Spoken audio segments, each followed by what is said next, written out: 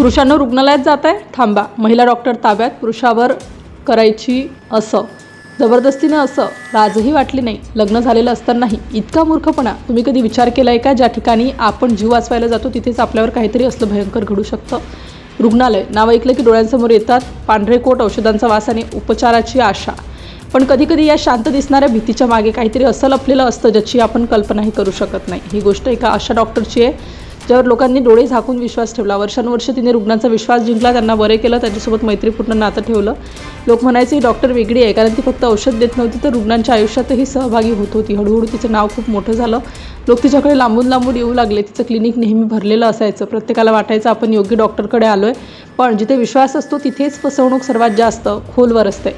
सुरुवातीला काहीही संशयास्पद वाटलं नाही. सगळं अगदी नॉर्मल चाललं होतं. पण काही रुग्णांनी हळूहळू वेगळ्या गोष्टी अनुभवायला सुरुवात केली. उपचारांच्या नावाखाली काही विचित्र पद्धती वापरल्या जाऊ लागल्या. काही वेळा रुग्णांना औषध दिल्यानंतर त्यांची स्थिती बदलत असे.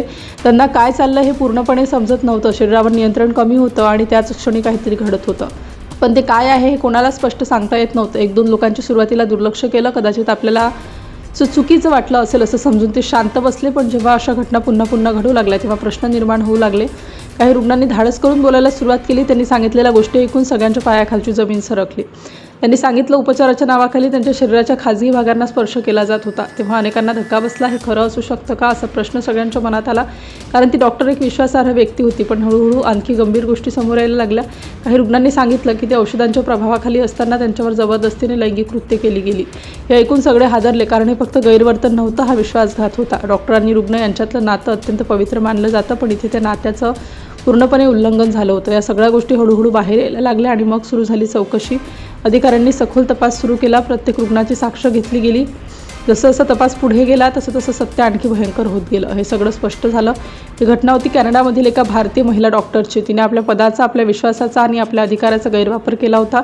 ज्या लोकांनी तिच्यावर विश्वास ठेवला त्यांच्याशीच तिने विश्वासघात केला. त्यानंतर मोठा निर्णय घेण्यात आला. तिच्यावर कारवाई झाली आणि तिचा वैद्यकीय परवाना कायमचा रद्द करण्यात आला. ही घटना एका व्यक्तीची नाही तर एक इशारा आहे. विश्वास ठेवा, पण डोळे उघडे ठेवा, कारण कधीकधी धोका तिथेच असतो जिथे आपण सर्वात सुरक्षित असल्याचं मानतो.